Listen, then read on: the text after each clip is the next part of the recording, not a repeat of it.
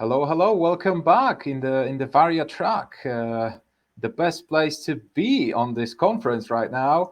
It is my pleasure to introduce the next speakers, and we have a quite interesting setup right now because we have three people talking from two locations about one subject, which is interesting. So we welcome the members of the TNG Technology Consulting Company, and it is my pleasure to introduce Martin Förtsch, who is the principal consultant in one location. And then we have Thomas Endres, partner, and Jonas Meyer, software consultant in the second location. And I think the strongest title on this conference, the shit posting AI, an ironic solution to fruitless online debate. Guys, take it from here. Thanks, Pavel, for the introduction. Yeah, welcome to our talk, The Shitposting AI. And before we start, we typically introduce ourselves with some details. So let's start with Thomas. And Thomas, please tell us, from which city are you broadcasting? Hello, everybody, and welcome from Ludwigshafen, where we are now located for another talk we will have this afternoon. And my name is Thomas Endres. I studied computer sciences, and after my studies, I joined TNG. Since then, we've been working on innovative prototypes throughout the last 8 or 10 years or something like that. And I did this, of course, not alone, but together with Martin. Yeah, my name is Martin Förtsch. I'm principal consultant. I've studied computer sciences and applied sciences. And I'm currently broadcasting from Munich. And with us is Jonas Meyer. Yeah, so my name is Jonas. I have been working with TNG for 4.5 years now. And at TNG, I work in the so-called innovation hacking team, where we build a couple of fun showcases, such as the shitposting AI that we will show to you today. But that's not only me in the innovation hacking team. There is an entire team that basically spends their time working on fun projects. And we often get the question, why would we do that? So there's a bunch of reasons. TNG is a company that's all about learning, lifelong learning. And so working on a project that is outside of a client context and that is maybe a little bit too innovative and a little bit too free-spirited for a client context is just a good way of acquiring new skills. At the same time, the projects, they are fun. We want to motivate our people. And at the same time, we also want to motivate our customers who will then see something like this and be like, oh, that's pretty cool. Let's do something with AI. And the third and very important reason as well, just because we can, because it's fun, and because it's cool. And because it's cool, we also go out there and we talk about these things. So for example, here you can see, Thomas talking about one of our other projects, deepfakes, on German state television. And then on the next slide, for example, you can see Thomas talking about deepfakes in a TV interview. And then on the next slide, you can also see Thomas talking to German television about deepfakes. So there's just one thing that we observe quite often. When we go out there and we talk about all these kinds of things, there's always some kind of a public reaction in form of, maybe comments on social media. And so we're just going to have a look at one typical social media comment here, and I'll just roughly translate it because it's in German. So it's, oh, the employees of TNG Consulting, which is not what we're called, by the way. Well, they tape the cameras on their notebooks. How I know? Because everyone does that. I think we did the Amish people wrong. And if you have no idea what that is supposed to do with deepfakes, well, we also don't know. If you know, please write us an email because we'd love to know. But that's just a typical comment that you would find online, very high in quality. And our typical reaction to that is simply to reply to that, to maybe get some sense into those people. So, however, we found this is quite tedious. This never really stops. If you've ever discussed online, you'll notice, there's a shitpost that comes from some weird troll on the internet, and on the other hand, you will reply, and then there'll be a reply to that. And so we modeled this as the analytical people that we have into what we call the shitposting circle jerk. So on the one hand, you'll have the troll who will shitpost. On the other hand, you will have the TNG Giga Chat that will have to reply to that instead of doing something useful with his time. And we'd done quite a few things over the years, and we noticed, well, discussing online is tedious, it's very toxic, it's not the most fun thing to do. Can we maybe automate that? And so one thing that we had that kind of gave us the hope that this should be possible was the Jonas simulator that we'd done the year previously. So the main goal of this project was basically to train an AI on blog posts of myself, to also so that it can basically generate text that I would generate, and then also train a voice deepfake to have exactly my voice. So in the end, we would have a robot that would well, kind of ramble about batch normalization and shit, and do that all day long, and doing that with my voice, which would be a perfect replacement for me when I was on vacation. So we thought maybe we can apply something similar to this to discuss online. And yeah, let's have a look at how that could look potentially.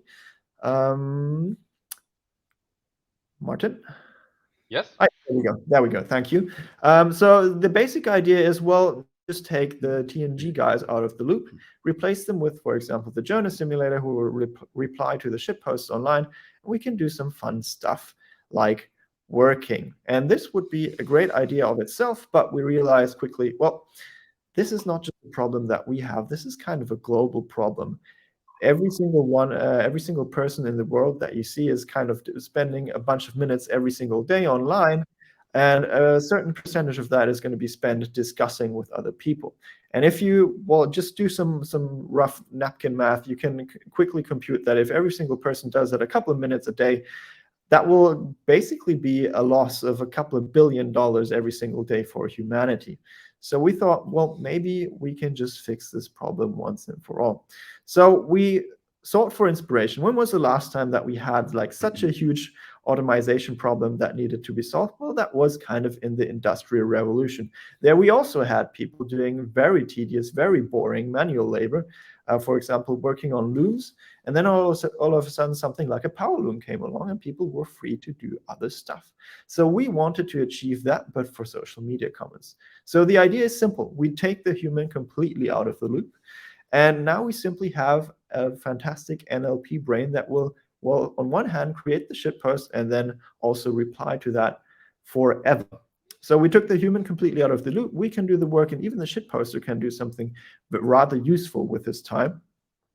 However, the problem is, I mean, if you look at this and you might think to yourself, well, we have this floating NLP brain. This doesn't really represent me. So we thought we have to rehumanize this to kind of bridge the uncanny valley. And what better way to do that than with robot heads? So we thought, well, let's just put the robot heads in here as a representation of humankind. And then we have really solved that problem, because those are totally not creepy at all. So this is basically what our talk is going to be about. If you haven't noticed by now, this is definitely not a project that we're selling to customers. It's more of like an art project. So just keep that in mind as we go through the talk. So let's have a look at the agenda, what we're going to be talking about today. First of all, we're going to quickly introduce the topic of what is NLP, and then also how do neural networks basically work. And then we're going to have a look at the big three topics of creating the shitposting AI. So the first one is generating social media comments, where we're going to have a look at the architectures of neural networks that we're using here. Then we're going to have a look at how to turn that text into human voices, before having a brief look at building the physical robot heads themselves, as well as kind of connecting all those pieces together. With that out of the way, we're going to start with a quick introduction of the topic of NLP. And Martin, why don't you want to do us the favors? Yeah, okay, let's start. So what is this all about? You learned about those robot heads, those automated comments. And yeah, we want to do NLP-powered robot discussions. And yeah, you can divide that into two parts. So on the left side, you can see this brain, the NLP brain, which generates the comments. And all those data which is generated there, yeah, will be will be sent to those robot heads, and then we have some kind of text to speech and stuff like that. But let's start with this. What is NLP all about? What is it? Yeah, in fact, it's a mixture of linguistics and computer science, so natural language processing. And yeah, you will find it of course, in your daily life, when you're using, for example, voice assistants like Google Home and Alexa and stuff. And NLP, it can also be used for automatic summarization of documents, for example. Or let's talk about sentiment analysis, which is, for example, used when it comes to stock trading and analyzing new stuff. So, but the question is, how does natural language processing just work? So let's have a look to this one. Let's go back to school. We want to understand how text data is processed within deep neural networks. So maybe you can remember the human neuron. There can be a stimulus on a human neuron, and then if the threshold is big enough, if it exceeds a specific threshold, an action potential will be there. And if it doesn't exceed this threshold, there will be no action potential. You will have a failed initiation. So in fact, you can generate the number somehow of 1 or 0, you could say.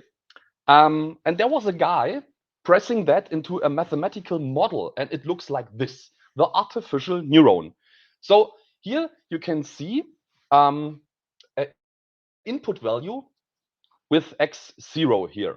And then you can apply a weight, omega 0, onto this input information. So you just multiply that. Within the artificial neuron, you can add a so-called bias. Last but not least, we have an activation function, which calculates the final value. There are different activation functions available. So you have, for example, ReLU or some other things. Yeah, this final calculated value gets forwarded to the next layer of neurons, and you're all set. So we took all our money in the company and made this beautiful animation. And here we have 3 different input neurons, and you can see there are some weights applied. So if the weight, for example, is less than 0, the value of the input information gets a little bit less important. So yeah, and vice versa, if omega is greater than 1 and so on, then you calculate the bias, you add the bias inside the artificial neuron, and you're all set. Okay, so how does it work right now? How can we calculate with such text some values, some numbers? Here we have an example sentence, and the sentence is, Jonas Meyer is so nice. Yeah. Okay. What we can do right now is we can turn this sentence or this text into numbers based on the idea of tokenization. The idea is that each and every term, each and every word receives a tokenization, a token ID. So here in this case, Jonas gets the token ID 4 applied. Meyer gets the number 2. If you have a look to the word so, you can see that both appearing so words receiving the same number, the same token number. And for this, we have a technique which is called, you can see the tokenization demo. And let's have a look to this one. So I will try to type something nice. So dear audience, welcome to Big Data Conference. So I hope this is It's a correct. beautiful sentence. Yeah. And let's have a look. And here you can see the word dear becomes number 20,266, audience 5, blah, blah, blah, blah. Yeah, you can see how it works. And by the way, if you have a look to the exclamation mark, you can see both occurrences, they get the token ID 0. Yeah, so this is how it works actually. So now we translated our words, our sentences into numbers. And now we have a look to the deep neural network. So let's assume we want to have some kind of a spam classification. So we put that sentence, Jonas Meyer is so nice, into our input layer. here you can see an input layer, which consists of 32 token entries. And we take those token IDs, we apply them into the so-called input vector of our deep neural network. So now you can have a look to the tokens, and all those input tokens are connected to each and every neuron in layer 1. And those neurons are connected to each and every neuron in the layer 2, and so on and so on. You could speak of a fully connected network here in this case. But anyways, so we have the sentence, Jonas Meyer is so nice, and all those empty tokens get just padded till token ID 31. And these numbers now go into the deep neural network. And there are some calculations will take place, and we want to speak about that later on. And let's assume that in the output layer, we have the information, the classification. Oh, well, for 99%, this is spam. Then we can do the following. We can compare that to our ground truth. And yeah, so let's assume Jonas Meyer is so nice is not spam. Then you can calculate a cost function, and with this you can train your deep neural network for natural language processing. Yeah, it's easy, isn't it? Not really, Martin. So we've talked about these tokens now, but there is a lot more to it. And let's have a look at the sentences again. So let's just have a look at Jonas Meyer is so nice. And it was tokenized, right? So we have tokens for Jonas, we have tokens for Meyer, and so on and so on. So if you have a look, two of these tokens, one might be Jonas and the other one might be idiot. You will have a distance of 1 in your example, right? That's quite good, I think. Yeah, that's okay. So in this case, words that are close together should also have a distance which is not that far apart. So that works quite nice. But if you have something like Jonas and human, so the distance is now really huge. That's so still quite good, right? Yeah, I wouldn't think so. So these words are a bit related, I would say. And on the other hand, you have a third one, and this is Jonas and so. So these words are really unrelated. They don't belong to each other at all, but they have a distance of 1. So this is doesn't quite seem right, because similar concepts should have similar tokens so that they are recognized and processed by the neural network in a similar way. And therefore, we're going to have a little LARP now about a technique called token embedding. And for this LARP, so Martin, will give you a few animals. And with these animals, you can then just order them in whichever way you like, as long as it seems logical to you. Ah, okay. So in my own world, in my own logic. Yeah, and they will be placed somewhere on this 2D screen now, and then you can just move them around to wherever you think they should belong. Okay. So let's start with the first one, right? Okay. Oh wow. Okay, so this is a cow. Yeah. Okay, it's living on land. It's not living in the water, so I would just place it here for reasons. And yeah. Next. Sounds reasonable to your logic, at least. Okay. Yeah. Let's do the next one. Oh. Looks like a whale or something. So it lives underwater. And for me, it's kind of an exotic animal because it's not living at my place here. So let's place it there. Okay. So we have cows here in Bavaria. So I would place it here because they are domesticated somehow. So yeah. Okay. Next. It sounds very logical. Yeah. Okay. Let's do the next butterfly. A butterfly.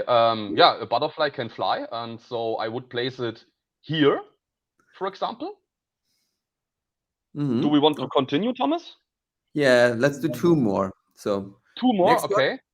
Oh, this is a panda bear. I would place it here. It's very exotic to me. I place it on the left, and it's living on land as well, like the cow. I would place it here. Okay. Okay. And Another the one? last one? The last one? Last one. It's a bee. We have a bee, yeah. There are also here in Germany, so I place it, and they can fly. I place it next to the butterfly. Yeah. Okay. All right. So now this we is have my kind a of logic. I token. hope you can follow. Yeah, I don't, but that's okay because you cannot really follow each and every logic that a neural network just produces. So that's fine for me. At least for you, it worked out, and you have things that are close together, like the butterfly and the bee. They are close together in this kind of weird logic on a 2D screen. And things that are far apart, for example, the whale and the cow, they are further apart. And now a neural network does exactly that. It tries to really bring things together, concepts together that are close together. And in our example, it's not 2 dimensions, but rather 700 and more dimensions that we are normally talking about. But for the sake of simplicity, we just stick with 2 in this example. All right. So now let's have a look at one of the first topics that we had to deal with when really getting to the shitposting AI, and this is generating social media comments. The thing about generating social media comments is that we need some kind of brain. And for this brain, we found an ideal, or more or less ideal, AI, and this is the so-called generative pre-trained transformer, or in short, GPT. And even the advertisement says that this is a more or less ideal solution for us, because there they say, we can also imagine the application of these models for malicious purposes, including the following: automated production of abusive or fake content to post on social media, and automate the production of spam content. So this is exactly what we wanted to do. So we said, okay, we'll just stick with that. So we took it and we took it apart, and we just first of all, you'll have a look at what these 3 letters are all about. So it's GPT, generative pre-trained transformer. Generative stands for an AI which is generating images, so it's not text, not images. So it's not classifying something, it's not segmenting something, it is really generating new content. And then we have the pre-trained thing. It is pre-trained with pretty much half of the internet. So half of the internet texts went into the GPT model, and so basically it must always be right. And then we have the third part, which is the transformer, and this is just the neural network, which we are going to talk about in a few seconds. Just a spoiler alert, it is not Optimus Prime. All right. So let's go into a little bit of details, and let's have a short demo of an basically pre-trained GPT. So the one that you get if you just download the model from the internet. And we can now do an auto-completion on this. So we will just put in something like TNG technology is. Yeah. And then we will let GPT complete our sentence. And we will see what it has to say about us. TNG is a free open source image processor and graphics card software that enables you to create stunning HD video. That's perfect. I never knew that about TNG, so that's good. Let's have another try. Let's have another try. And since we have random seats here, there's something completely different now.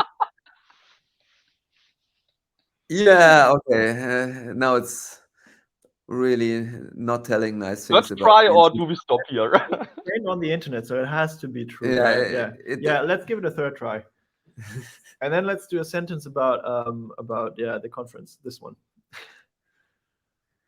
I have a host of tools to help determine it. Yeah, Okay. let's Yeah. make GPT explain what the big data conference is.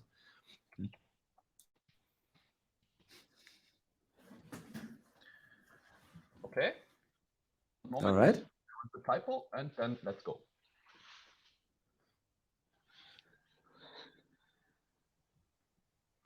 Okay. Now you know. Now you know. Okay, I think Again, we'll what learned. just stop here and go on with the demo, with the rest of the talk. Yeah. Mhm. Thomas or Jonas? Soon. All right. So how does the GPT really predict what it is doing? So we have our big black box, which is called GPT, and then we have also some inputs on the input side. These inputs normally have 1024 tokens, and you put in the first token. For in this case, we want to complete a sentence which starts with Jonas, and we're then gonna run this through our GPT network, and we'll get Maya. So as you can see, the rest of the input is currently still padded with some pad tokens. And we can now just remove one of these pad tokens and replace it with Maya, so the output of our GPT. And then we're going to do another round of GPT, and it will just tell us that the next word should be is. And then we're going to do this again and again and again until we reach some kind of end of text token. And then GPT thinks that the sentence is done. We have now reached the conclusion that Jonas Meyer is a dork, which I can totally relate to. And with that, we are now finished. And this is called an auto-regressive next word prediction. And we're going to tell you a little bit more about the details of our GPT black box now. All right, so let's break up the black box that we had, which was GPT, and we're going to have a look inside what's really the secret sauce of GPT. So if we have a look at that, you can see, well, GPT consists of multiple layers, and these decoder layers themselves consist of a masked self-attention. Ich habe mich nicht eingeloggt, uns hat es gerade rausgeworfen. So, all right. Can you guys hear us right now? Yeah, we can hear you. Martin, if you can see us, just give us a thumbs up or something in the chat. I can hear you. Okay, perfect. All right. Yeah, sorry about that. So as I said, GPT consists of multiple decoder layers, so-called, and those again consist of a so-called masked self-attention layer as well as a feed-forward neural network. And we're going to have a look at how exactly masked self-attention works. And in order to understand masked self-attention or attention in general, you have to kind of remember how cheating worked back in the school days. So, well, on one hand, you find yourself in, for example, a test situation. You don't really have all the information that you need. And you look a little bit to the left, you look a little bit to the right, and take that inspiration from your neighbors, bundle the relevant information in your output. And that's exactly how the masked self-attention does it as well. So let's assume we have a vector, well, an input that is simply just the token he. So without any further context, it's hard to tell what exactly that he refers to. So, and as you see, the he makes way more sense if we have a look at the sentence before it. So you see, he kind of refers to the shitposter as mad. So what masked self-attention now does, it has a look at all the words that came previous to it, or the tokens in this case, and it weights them. It weights them by the relevance for the information. And once it has that, it takes all of that information. So we can see shit poster and mad is very relevant to understanding what he is, as well as he is, which is also obviously very important. And it takes all of that information and it bundles it in its output. And so instead of he, we now have the output shit poster mad he, which is like a very simplified example. And basically what the feed-forward neural network now has to do is to basically figure out what the hell the masked self-attention means with shitposter mad he. Very interesting detail here. You can see because why it's called masked self-attention. We only ever look back into the thing. There's also a thing that's just normal self-attention that will also look forward in the input. However, if you only look backwards, that's the way that you can do a next word prediction. All right, so far so good. Let's have a look at what's coming up next. Yeah, we have a little bit more complexity in here. As we told you before, well, there's this thing called token embeddings, and as well, of course, also GPT has to do some token embedding. So actually, we first have a sequence of input tokens that are going to be translated into token embeddings. Those go through the decoder stack actually, and in the end, we again get token embeddings that we can then calculate to token probabilities, and then we can just choose a token sequence that is the most likely. All right. So now we know everything about how GPT works, but we don't want to have a GPT that is trained on the general internet. We want to be specific to shitposting. So we do have to do some training, Martin. Yeah, this is the main thing we have to do. So if you have an input sentence like which is a typical troll post, your deepfakes are shit. So if you just put that into an untrained or just the pre-trained version of the GPT, call like this, then something like this happens. So you have the input your, and then the typical prediction for after the word your would be your mom. Yeah, and then for deep it's fakes, and fakes is R, and R nice, and then you will have probably a prediction your mom fakes are nice. Yeah, so we have to train this in a specific direction so that it generates shit posts. So how can we do that? It's easy. We have our ground truth. It's the input. And now we can use the differences we can see between the original prediction and the ground truth. We can use those differences to calculate a cost function. So we can punish the deep neural network. So we have something to train on, minimizing costs. And so back in the days, we had the possibility to choose between two models. So there was already GPT-3 available and the smaller brother GPT-2. And as GPT-3 is a very large model, which you just can't train on your own because it's closed source, it's only usable via API and stuff like that. We decided for GPT-2, and there are different models existing. So different sizes. We have GPT small up to X large, and you can see that the main difference is the number of decoders, and of course, saying this, the amount of disk space it needs in sum. So the GPT-2 small has 500 megabytes, up to the X large it has 6 gigabytes. Yeah. So now, as we just solved the question, how can we train our GPT to generate shit posts? We are still something missing, right? Where do we get training from, right? Yeah, we need to talk about data next, and we're gonna do this right now. So when it comes to training data, we have lots of different social media networks that we could use, and we had to decide which ones actually. And we thought hard about which networks give us the most shit posts, and we came up with that's definitely Twitter and Reddit. And most recently, it's of course Twitter, of course. But now let's have a look at how to get data from these networks. And the first one would be Reddit, and there's a so-called craw wrapper, or it's also called Python Reddit API wrapper. And with that, you can just log in as a user and get all the subreddits for the current list.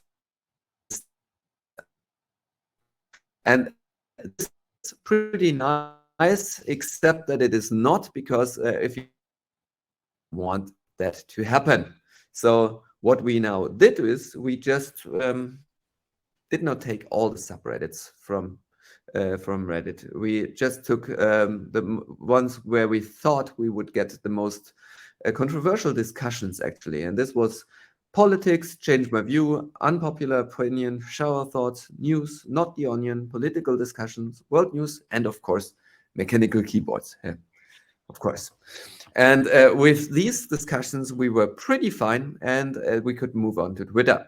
And for Twitter, we didn't have the porn problem, so most of the discussions were really controversial, and we could use them out of the box. So the problem here was we just have a few hundred queries which we can send every minute, and we are limited to 500,000 tweets per month, actually.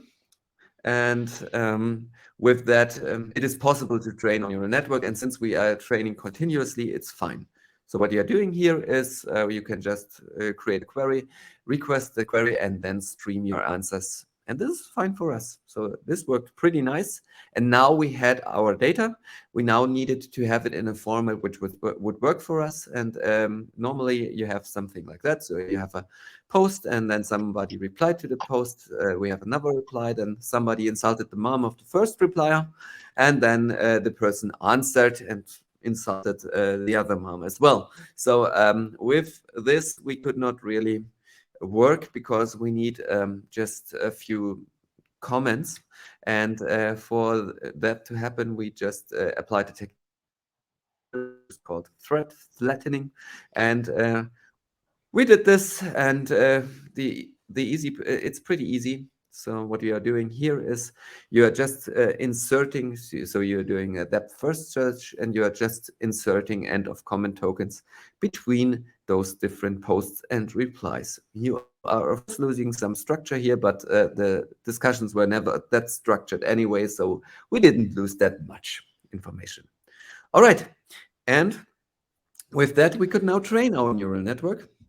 And we did this by just training by just scraping every day Reddit and Twitter into one bucket. But we have 14 of them, and we can at the same time learn from the other 13 buckets, which is currently not scraped into. And then for each and every day, we are switching buckets and using the other buckets for training purposes. And this worked pretty well. And with that, we could then train a neural network, which is now generating comments. And we want to have a demo on that as well. All right, Martin, take it away. Let's give it something. It's my turn again. So how do we start from here? Which example sentence do we start with? Let's give it a good controversial one. For example, COVID is a thing. That's always been a good controversial sentence. Yeah, that's been a good sentence for the last 2 years, right? Yeah, 3 years already. Still is.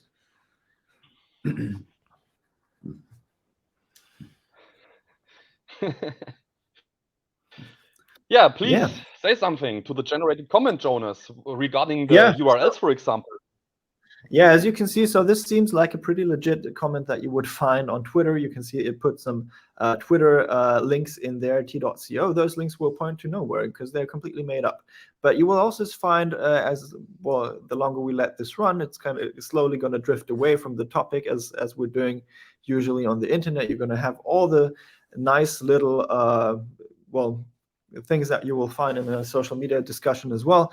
Bad language, bad writing, all your typos, all your, just bad behaviors. So obviously this is a neural network that you would never want to use in a business context, but for something like this, it is actually quite fun. And with that out of the way, we are going to have a look at, we're just going to stop it here because it seems we have 10 minutes left for the entire rest of the talk. So we're going to quickly jump through the next topic, which is creating human voices. So when it comes to that, the main problem is,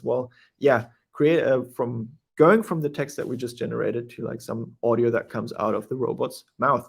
And there are a couple solutions to that, prominently all the text-to-speech approaches that you might, for example, know from something like your Home Assistant. And we started out by looking at one specific Home Assistant, that is the Google Home Assistant, that is using Tacotron. And of course, Tacotron doesn't really look like this, even though it would be epic, but something more like this. And we're just going to quickly go over it. It's a two-step process.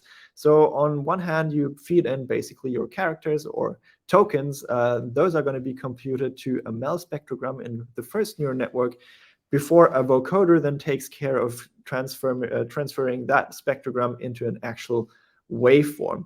And you can take this tachotron, you can train it on different persons. You just need like a data set of audio and text that are kind of related.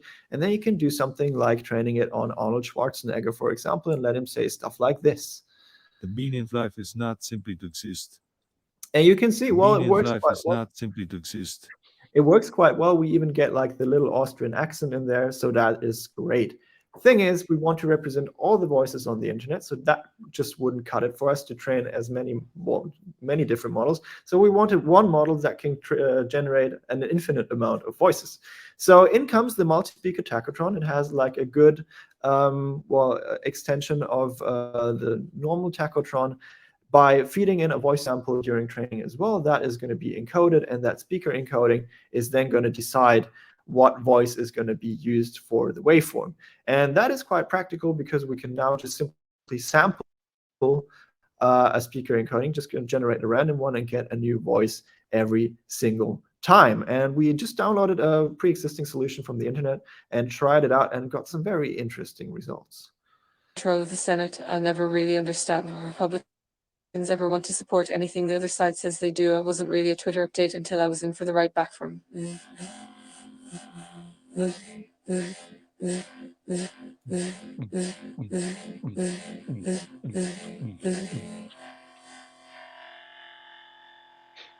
Yeah, so I mean, Thomas just mentioned earlier that we don't want to do porn. So we decided to just use something that is working and reliable. So we used Cocky TTS that has a bunch of Glow TTS models that we can just use here with different voices. It's basically same, but different. But that gave us the voices that we wanted to have for our robot heads, which is a good topic. Let's talk about the robot heads quickly. So in the overview, we will see this is, the part where we have the robot heads. And as you can see in this video right now, we had quite a bit of experience when it comes to building robots. Here you can see Martin a couple of years ago doing his best. And therefore, we decided to build our own robot heads. And as you can see in this overview, it's not too complicated. We have a Raspberry Pi as the central brain here that is connected to the internet. We have a speaker connected to that. And then also we want some very cool fancy LED effects that you would also have on every regular person. For example, glowing red eyes that will make it so much more human, as well as like a spinny LED ring on the head that indicates when the robot is thinking. So we had to put this into hardware. We decided to use these beautiful glass heads that are see-through, so you can see the electronics. We built a bunch of 3D printed stands for them and just fitted some hardware in there. And what you can see here in the next picture is just hardware hacking at its finest, us basically trying to build 5 of these robot heads all at once. And it turns out, well, we went into this with like some very high expectations, and reality looked quite a bit different. It's not too bad though, like we're still proud of it, but it just doesn't really look the way we thought it would. And Martin is showing one of those to you right now. And later on, we're also going to have a demo for you, well, in the next 5 minutes. Okay, so now we have seen how to create social media comments, how to turn that text into voices, and how to build the robot heads.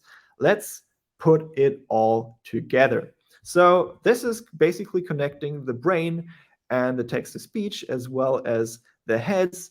And we had a big problem here. We cannot simply run the GPT, for example, on the Raspberry Pis because they require huge amounts of GPU. And we don't have that. So we decided to go with like something like a server client architecture where we have one central server that will first start out by doing running a text or the text generation and send to the head that it should start thinking about something. Once that is done, we do the text to speech.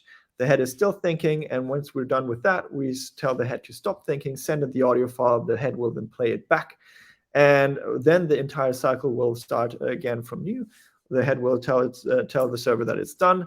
The server will start doing GPT, and so on and so on and so on. And with that out of the way, it's finally time for a live demo, which is the part that we've been waiting for the longest time. Behind us, you can see 2 robot heads that are just starting to think, as you can see. Takes a short while for them to boot up, but in a few seconds here, they will just start rambling about. And let's see if it works. Yeah, Aaron, if you can do us a favor, you probably can place the microphone or next to the head so that we can hear it. yeah, we're really close to them. Yeah, We're really, really close. Yeah. So let's see. Client's connected, and they should start rambling any second now.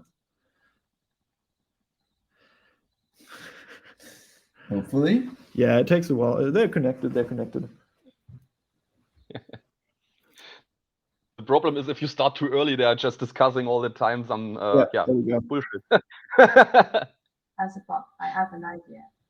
To get people to answer questions that only exist for the sake of asking questions they are not answering and posting them on social media. Please let me know what you think so as long as it's clear and concise. No bots will ever be welcome in the first place. If someone comes up with something, I'm comfortable giving them the option, but if we don't have enough people. All right. So one hand voiced his opinion. Then we're going to have a look at the reply that we get from that. And from there on, we're just ended there. As you can see, they have beautiful, very human-like voices that don't sound robotic at all, which is fantastic. I think we're going to get a reply here. Never become accepted. That's not fair. It's a fallacy. It isn't, and they will be judged based on merit alone. There is no proof of this, just because the person says. All right, we're just gonna cut it short here, because as you see, we have basically solved the biggest problem of the 21st century right here. So you can thank us later, or you can just let the in the survey that will allow you to rate our talk, you can let us know how much we helped you.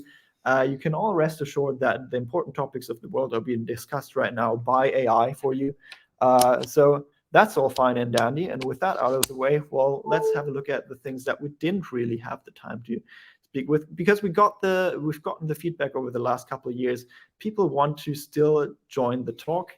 So it would be cool to have some kind of a speech-to-text engine in here that allows humans to interact with this as well. This is something that we didn't do just yet, but maybe something in the future.